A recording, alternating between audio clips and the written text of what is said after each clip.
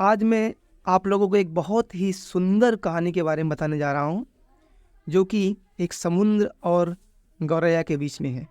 यह कहानी भगवत गीता से ली गई है और यह कहानी आपको काफ़ी मोटिवेट करने वाली है और लाइफ में एक अच्छे भविष्य के लिए प्रेरित करेगी।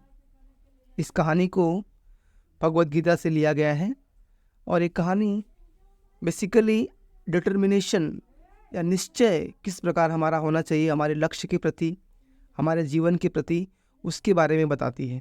तो आइए सुनते हैं इस कहानी के बारे में, जो कि भगवत गीता में एक तात्पर्य में लिखी गई है। जहाँ तक संकल्प की बात है, मनुष्य को चाहिए कि उस गौरैया का आदर्श ग्रहण करे जिसके सारे अंडे समुद्र की लहरों में मग्न हो गए थे। कहते हैं कि एक गौरैया ने समुद्र के तट पर अंडे दिए, किंतु विशाल समुद्र ने अपनी लहरों के चपेट में उसके सारे अंडे को ले लिया।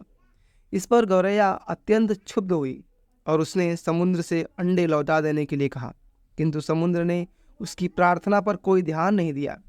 अतः उसने समुद्र को सुखा डालने की ठान ली।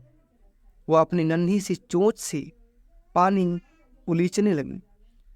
सभी उसके इस असंभव संकल्प का उपहास करने लगे। उसके इस कार्य की सर्वत्र चर्चा चलने लगी। तो अंत में भगवान विष्णु के विराट वाहन पक्षीराज गरुड़ ने यह बात सुनी।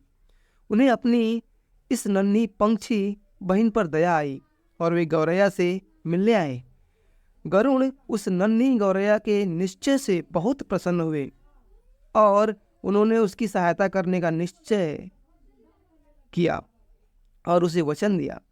गरुड़ ने तुरंत समुद्र से कहा कि वह उसके अंडे लौटा दें, नहीं तो उसे स्वयं ही आगे आना पड़ेगा।